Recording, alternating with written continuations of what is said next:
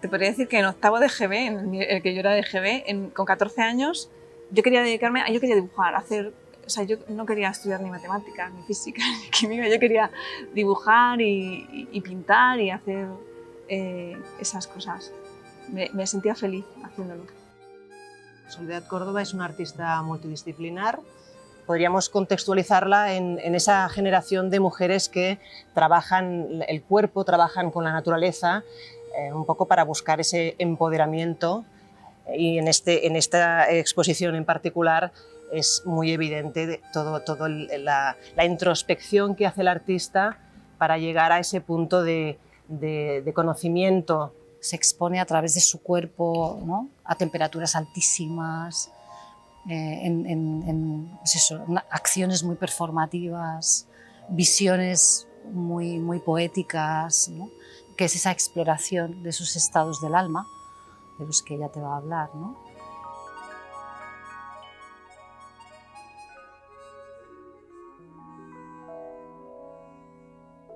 Hay una frase de María Zambrano que me interesa mucho, que es ese trozo de cosmos que nos queda por descubrir al ser humano. Y ese ha sido como mi reto, aunque realmente no he querido hablar del alma, sino de cuestiones que tienen más que ver con nuestras formas, nuestros modos y nuestras formas de estar, ¿no?, como seres humanos en este mundo, ¿no?, la forma de existir.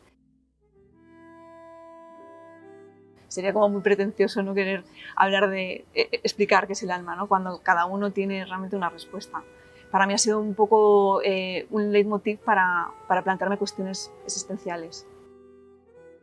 De hecho, para hablar de los estados del alma me guío a través de una serie de personajes que realmente no son personajes, sino son unas mujeres, y todas ellas, a través de acciones, explican un poco esos estados del alma. O sea, que los estados del alma son algo mucho más emocional, más espiritual, más místico, y siempre en contacto con el cuerpo y con el paisaje. La chamana, la mujer resistente, la mujer purificada, la mujer trascendida, la mujer doliente, son todas esas mujeres, ¿no?, y es ella siempre, y al final se te olvida que es ella. Yo cuando trabajo con mi cuerpo como mujer, me expongo como si fuese una mujer universal. O sea, no hablo de una manera autorreferencial o biográfica, sino que me interesa sobre todo hablar desde la universalidad del concepto de mujer. Y a partir de ahí voy elaborando esas imágenes que para mí surgen como visiones en las que voy construyendo cada una de estas fotografías.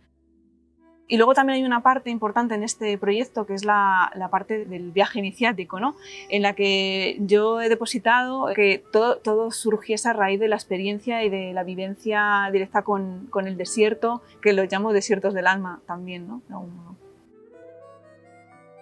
Para mí el desierto es un lugar donde puedes ir a despojarte de tu realidad diaria, puedes estar en contacto con la naturaleza indómita que supone estos espacios, estar en contacto con una belleza casi diría inasible, por lo menos así es como lo concibo.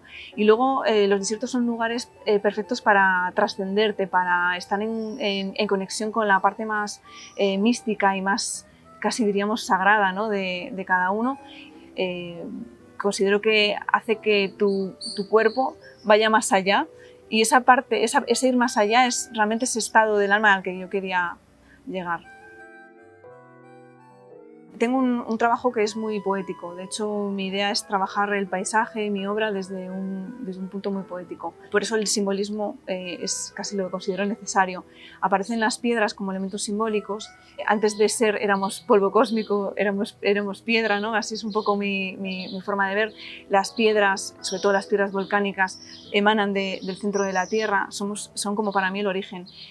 También las piedras son a veces esas cargas, ¿no?, que tenemos que llevar.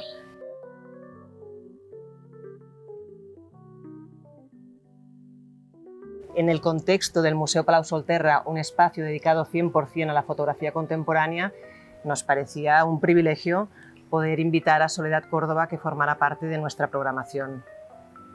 Es la primera vez que su obra se puede contemplar toda la trilogía del alma por completo.